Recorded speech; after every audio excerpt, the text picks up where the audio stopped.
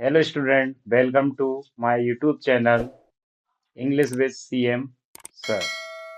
देखिए आज हम अपना नया टॉपिक शुरू करने जा रहे हैं पार्ट 3 का, जिसका नाम है टेंस।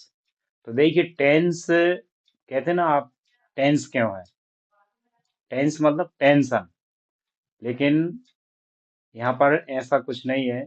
टेंस को क्या है, जो भी टीचर्स, जो भी ट्यूटर पढ़ाते हैं, वो उनको थोड़ा डिटेल में नहीं बताते हैं, उनको इजीली नहीं बताते हैं, इसलिए टेंस सबको टेंशन वाला काम रहता है। तो आज हम देखेंगे कि टेंस कैसे पढ़ते हैं। यदि हमारे अनुसार आपने टेंस पढ़ लिए तो आपको फ्यूचर में कभी भी टेंस की टेंशन नहीं होगी, क्योंकि जैसे ही दिमाग में आपका नाम टेंस का नाम आता है तो लोगों को टेंशन हो जाती है, स्टूडेंट्स को भी टेंशन हो जाती है। अब होती टेंशन क्यों है? क्योंकि स्टार्टिंग से ही टेंस पढ़ा दिए जाते हैं स्टूडेंट्स को, तो उनको टेंशन हो जाती है। हम देखते हैं आज टेंस कितने इजी है और कितने इजी वे में हम आपको पढ़ाते हैं।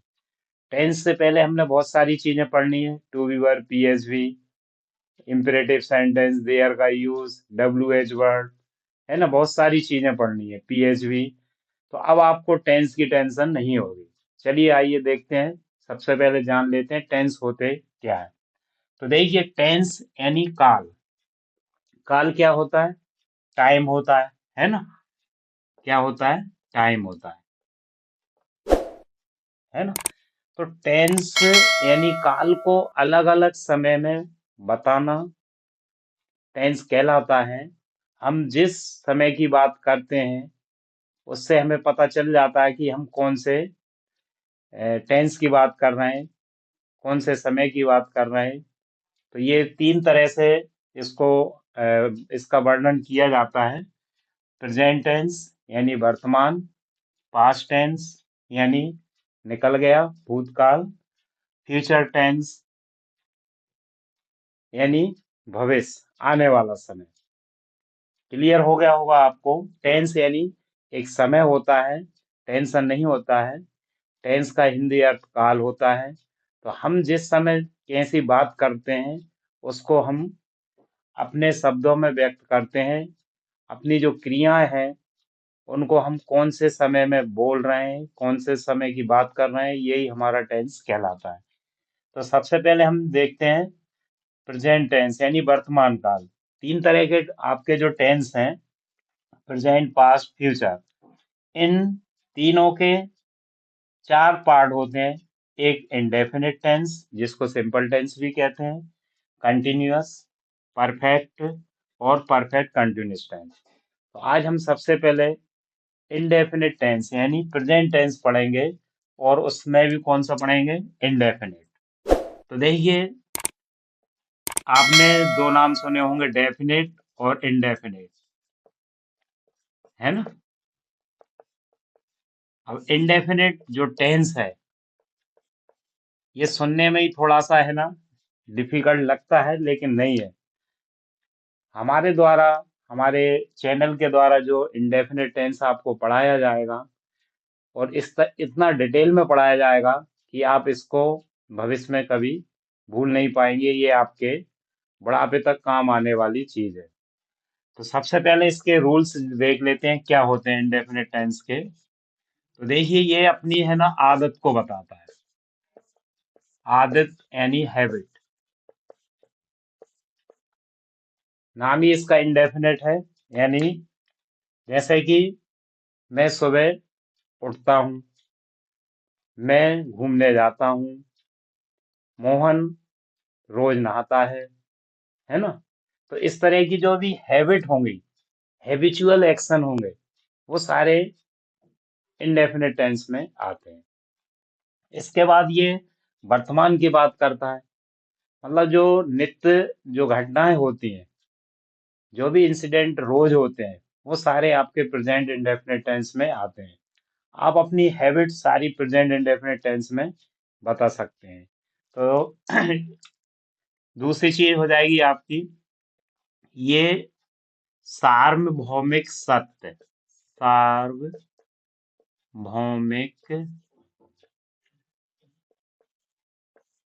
सत्य को भी बतलाता है, यानी जिसको इंग्लिश में कहते हैं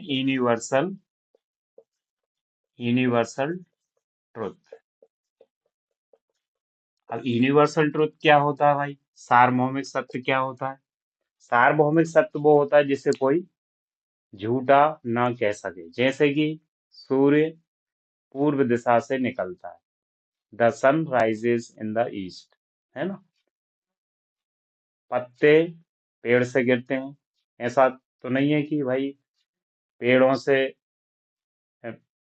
मतलब पेड़ों से पत्ते गिरते हैं, ऐसा तो नहीं है कि पत्तों से पेड़ गिरते हैं।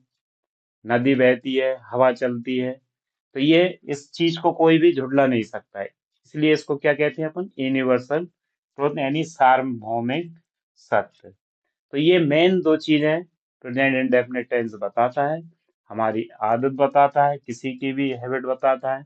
दूसरा, ये खबरों को ताजा करने के काम भी आता है। जैसे कोई इंसिडेंट मान लीजिए कल घटा, 2 दिन पहले कोई इंसिडेंट हुई, तो न्यूज पेपर में जब भी आएगा आपका, तो प्रेजेंट इंडेफिनिट टेंस में ही लिखा आता है। तो ये तो इसके रूल्स वाली चीजें हो गई। अब इसका जो फार्मूला होता है वो बहुत ही इजी है। सबसे पहले सब्जेक्ट प्लस मेन वर्ब की first form plus object plus OW यानी अदर वर्ड्स। अब यहाँ पर जो मेन वर्ब की फर्स्ट फॉर्म है, यहाँ पर आपको ध्यान देने वाली चीज है, ध्यान देने योग्य बात ये है कि भाई यहाँ पर देखिए सब्जेक्ट दो तरह के होते हैं। एक सिंगुलर सब्जेक्ट होता है और दूसरा होता है प्लूरल सब्जेक्ट, है ना। तो जब सिंगुलर सब्जेक्ट होगा तो भाई वहां पर जो वर्ब होगी वो भी सिंगुलर आएगी, सिंगुलर वर्ब। और प्लूरल सब्जेक्ट होगा तो वहां पर प्लूरल वर्ब आएगी। इसके बाद ऑब्जेक्ट में कोई चेंज नहीं, उसी तरह से OW आ जाएगा, कोई चेंज नहीं। बस यहाँ पर आपको ये ध्यान देना है कि सिंगुलर सब्जेक्ट है तो सिंगुलर वर्ब, और प्लूरल सब्जेक्ट है तो प्लूरल वर्ब। ये चीज आपको बहुत ही कम टीचर बताते हैं। अब सिंगुलर वर्ब और प्लूरल वर्ब कैसी होगी? भाई हमने चीजों को तो देखा है, सिंगुलर थिंग्स और प्लूरल थिंग्स ये तो पढ़े हैं, लेकिन सिंगुलर वर्ब और प्लूरल वर्ब को आप लोग कह रहे होंगे ये कैसे होंगे। तो यहाँ पर थोड़ा सा सिस्टम अलग है, आप इसको देख लें, समझ लें। जैसे मान लीजिए आपकी जो सिंगुलर वर्ब है वो किसके साथ आएगी? सिंगुलर सब्जेक्ट के साथ, है ना। सिंगुलर जो वर्ब है वो सिंगुलर सब्जेक्ट के साथ आएगी। अब इसमें ये ध्यान ये रखना है, जैसे मान लीजिए अपन कोई भी वर्ब ले लेते हैं, जैसे गो, GO गो, है ना, गो ले लेते हैं। अब इसको सिंगुलर बनाएंगे, तो सिंगुलर बनाने के लिए यहाँ पर देखिए SES और IES, है ना, IES, इनका प्रयोग करते हैं। अब ये चीज तो कहाँ यूज होती थी? प्लूरल बनाने के लिए, लेकिन यहाँ वर्ब में थोड़ा सा उल्टा है। तो जब इसको सिंगुलर सब्जेक्ट के साथ यूज करेंगे, सिंगुलर वर्ब आएगी, तो गो का क्या हो जाएगा? गोज, है ना। और यदि मान लीजिए प्लूरल सब्जेक्ट है तो भाई प्लूरल वर्ब आएगी, इसमें कुछ भी नहीं लगेगा, गो का गो ही रहेगा, यानी गो ही इसका जो basic form of the verb रहेगा, मेन वर्ब का, वही उसका प्लूरल वर्ब होगा। ये सिंगुलर वर्ब हो गई और ये प्लूरल वर्ब हो गई। तो यहाँ पर ये समझने वाली चीज है, ये इसी चीज को लेकर सबसे कठिन आपका जो टेंस है वो इंडेफिनिट टेंस कहलाता है। और एक चीज का हम आपको विश्वास दिलाते हैं, यदि आपने प्रेजेंट इंडेफिनिट टेंस अच्छे से समझ लीजिए, समझ लिया और आपको आने लगा तो ये समझ लीजिए कि आपकी ग्रामर 40% ग्रामर आपको आने लगी, और 50 भी मान लें, क्योंकि प्रेजेंट इंडेफिनिट आ जाएगा आपको समझ में तो पास्ट इंडेफिनिट आ जाएगा, उसमें भी कुछ नहीं, इसी जैसा सिस्टम उसका है। तो हमारी जो वीडियोस है, हमारी जो ग्रामर है बेसिकली क्लियर होते चल रही है। सीरीज वाइज सीरीज आप स्टेप बाय स्टेप एक एक वीडियो देखेंगे तो एक दूसरे से लिंक अप है, आपको इसमें अलग से पढ़ने की जरूरत नहीं रहेगी। अब यहाँ एक चीज और आती है, जब अपन इसके नेगेटिव इंट्रोगेटिव बनाते हैं सिंगुलर वर्ब के और प्लूरल वर्ब के, तो देखिए क्या होगा। ये सिंगुलर वर्ब है, यहाँ ले लेते हैं अपन, जैसे सिंगुलर वर्ब है गोज, है ना, यानी ये गो है, इसको अपन ने क्या बनाया, सिंगुलर वर्ब। अब जब इसके नेगेटिव इंट्रोगेटिव बनेंगे तो इसके दो भाग हो जाएंगे, एक हो जाएगा डज और एक हो जाएगा गो, है ना। प्लूरल वर्ब जैसे गो है, इसकी प्लूरल वर्ब गो है, गो ही रहेगी। जब इसके दो भाग करेंगे तो एक हो जाएगा डू और दूसरा हो जाएगा गो। ये आपकी प्लूरल वर्ब है, प्लूरल वर्ब, और ये आपकी सिंगुलर वर्ब है। तो ये आपकी जो वर्ब है सिंगुलर प्लूरल, इसमें ही सबसे ज्यादा आपको एफर्ट करना है, सबसे ज्यादा ध्यान लगाना है। इसके कुछ और एग्जाम्पल हम आपको करवाएंगे। इसके लिए आपको थोड़ी सी एक्सरसाइज की जरूरत पड़ेगी, तो मैं और करा देता हूँ, थोड़ा सा और ध्यान दें।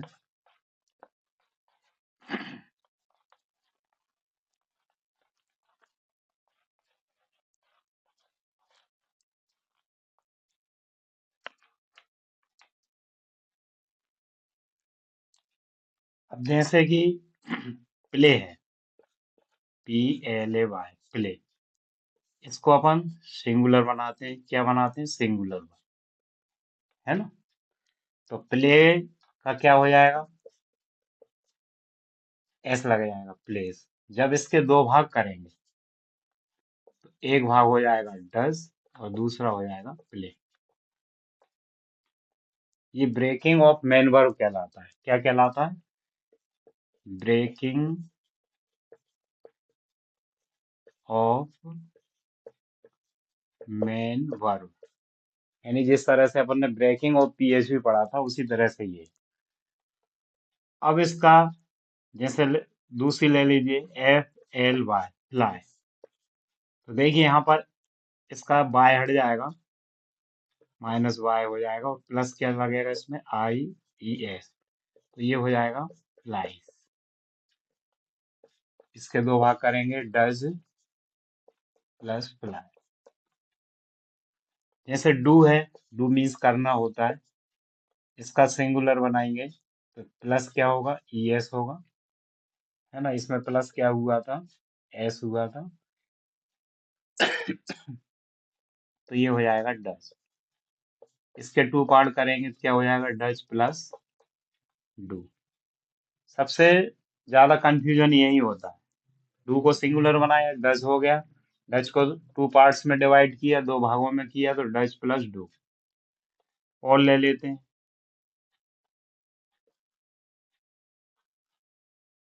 सिंग, SING, है ना, प्लस अकेला S होगा, सिंग्स हो जाएगा।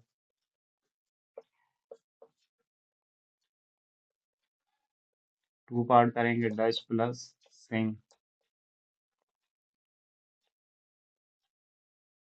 टीच, इसमें प्लस ES लगेगा, क्या हो जाएगा, टीच हो जाएगा। दो भाग करेंगे, डच प्लस टीच। तो देखिए इस तरह से आपको ये सिंगुलर वर्ब आपको बनाना हमने बता दिया। अब हम इसी तरह से प्लूरल वर्ब भी बना सकते हैं। प्लूरल वर्ब में क्या होगा, जो बेसिक फॉर्म होगी, मेन वर्ब की जो बेसिक फॉर्म होगी वो ही उसकी प्लूरल वर्ब होगी, है ना। यदि आप इसका स्क्रीनशॉट लेना चाहते हैं तो ले सकते हैं, अदरवाइज मैं इसी में चेंज कर दूंगा।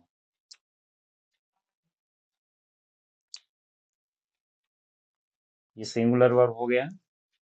अब देखिए प्लूरल बनाएंगे, ये सारी चीजें हटा देते हैं।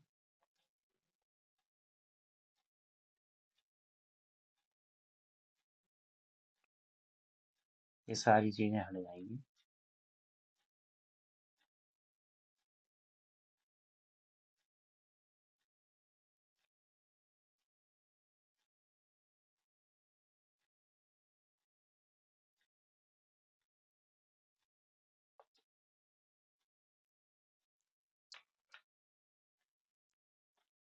देखिए अब हम बना रहे हैं क्या, प्लूरल वर्ब।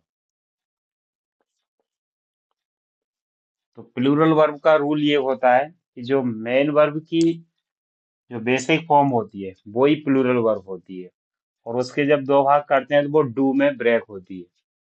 जैसे प्ले का प्ले ही रहेगा, और ये किस में टूट जाएगी, डू प्लस प्ले में। फ्लाई का फ्लाई रहेगा, एफ एल वाई फ्लाई, किस में ब्रेक हो जाएगी, डू प्लस फ्लाई में। डू का डू रहेगा, डू प्लस डू। सिंग का सिंग ही रहेगा, डू प्लस सिंग। टीच का टीच रहेगा, डू प्लस टीच। तो ये आपकी प्लूरल वर्ब हो गई। तो ये आपकी प्रेजेंट इंडेफिनिट टेंस के सेंटेंस बनाने की तैयारी हो गई। यदि इसमें आपको कोई प्रॉब्लम है तो आप कमेंट्स करके पूछ सकते हैं। अब हम इसके बाद इसके सेंटेंस बनाएंगे। इसको एक बार और रिवाइज कर देते हैं कि भाई जो आपकी वर्ब है, सिंगुलर वर्ब और प्लूरल वर्ब। सिंगुलर वर्ब बनाने के लिए एस, ई एस और आई एस का यूज करते हैं। जब उसके दो भाग करते हैं, जैसे नेगेटिव सेंटेंस बनाएंगे, तो वो does plus basic form of the main verb में टूटेगी, है ना। और प्लूरल वर्ब में कुछ भी नहीं लगता, basic form of the main verb ही रहता है। उसके जब दो भाग करते हैं तो डू प्लस बेसिक फॉर्म आती है। जैसे एग्जाम्पल ले लें, डू को यदि सिंगुलर बनाएंगे तो डज हो जाएगा, डज के टू पार्ट्स करेंगे तो डज प्लस डू। और डू को प्लूरल बनाएंगे तो डू ही रहेगा, डू के टू पार्ट्स करेंगे तो डू प्लस डू। ये आपको कंफ्यूजन नहीं होना चाहिए। इसके रूल्स हमने बता दिए हैं। अब हम इसकी जो सेंटेंस है वो हम पढ़ते हैं। तो सेंटेंस में देखेंगे अपन, जैसे हैबिट वाले सेंटेंस बनाएंगे प्रेजेंट इंडेफिनिट टेंस के। ये हटा देते हैं सारा। इसका फार्मूला डबल से लिख लेते हैं। फार्मूला जो है बहुत ही इजी है, इसका याद हो जाना चाहिए आप लोगों को। सब्जेक्ट प्लस मेन वर्ब की फर्स्ट फॉर्म प्लस ऑब्जेक्ट, है ना। प्लस अदर वर्ड्स भी कह सकते हैं। बस ये यहाँ पर ये ध्यान रखना है, सिंगुलर सब्जेक्ट है तो वर्ब कौन सी आएगी, सिंगुलर वर्ब, है ना। और यदि प्लूरल सब्जेक्ट है तो वर्ब कौन सी आएगी, plural verb. Singular verb plural verb कैसी कैसे बनाते हैं ये आपको बता ही दिया है ना। अब देखिए एक सेंटेंस लेते हैं, कोई भी हैबिट वाला सेंटेंस ले लेते हैं। हिंदी में लिखते हैं, मैं रोज घूमने घूम घूमने जाता हूँ,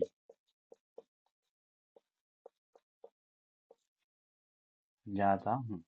तो देखिए सब्जेक्ट क्या है इसमें, आई को प्लूरल सब्जेक्ट मानते हैं। अब मैं जाता हूँ, है ना, क्या आएगा, गो। कहाँ जाता हूँ, आई गो टू वॉक डेली। तो देखिए गो प्लूरल वर्ब है, क्योंकि आई प्लूरल सब्जेक्ट है, प्लूरल सब्जेक्ट, है ना। अब यदि इसका अपन नेगेटिव बना दें, नेगेटिव सेंटेंस। तो आई, गो के दो भाग कौन से हो जाएंगे, डू और गो। तो I do not go to walk daily, है ना। इंट्रोगेटिव हो जाएगा, डू पे ले जाएगा, do I go to walk daily. अब एक सिंगुलर सेंटेंस ले लेते हैं, सिंगुलर सब्जेक्ट हो, जैसे मोहन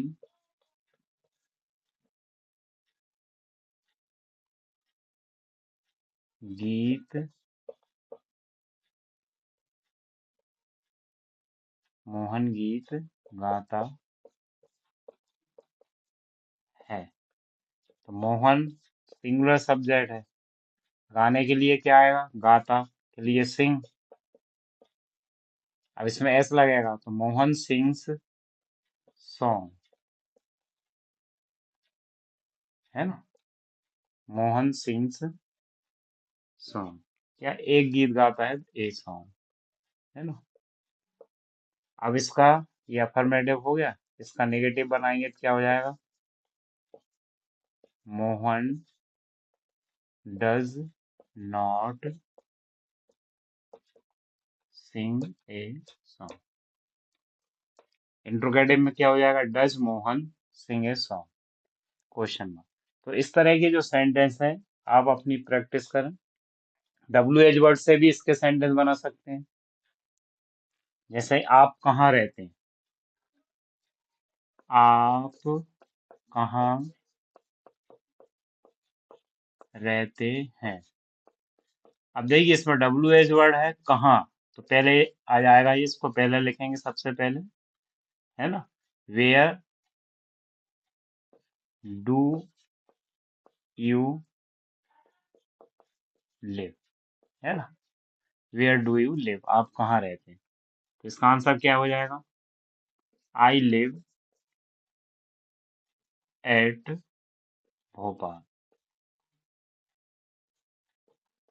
इन एमपी, है ना। छोटे शहर के लिए एट आता है, बड़े के लिए इन आता है ना। ये प्रीपोजिशन है, इनकी अलग स्टडी भी करेंगे। I live at Bhopal in MP, है ना। तो इस तरह से आप सेंटेंस डब्ल्यू एच वर्ड वाले ही बना सकते हैं, है ना। आप अपनी डेली रूटीन इस टेंस के द्वारा कर सकते हैं। आप अपनी डेली रूटीन हिंदी में लिख लीजिए पहले, जैसे कि मैं सुबह 5 बजे उठता हूँ, फिर जो भी आप काम करते हैं, फ्रेश होने जाता हूँ, ब्रश करता हूँ, है ना। इस तरह से सेंटेंस में पूरी डेली रूटीन सुबह से लेकर शाम तक की आप इसमें बना सकते हैं। तो आज की जो प्रेजेंट इंडेफिनिट टेंस की जो वीडियो है, ये बहुत ही इम्पोर्टेंट है, और ये ही टेंस आपको सबसे ज़्यादा कठिन लगता है।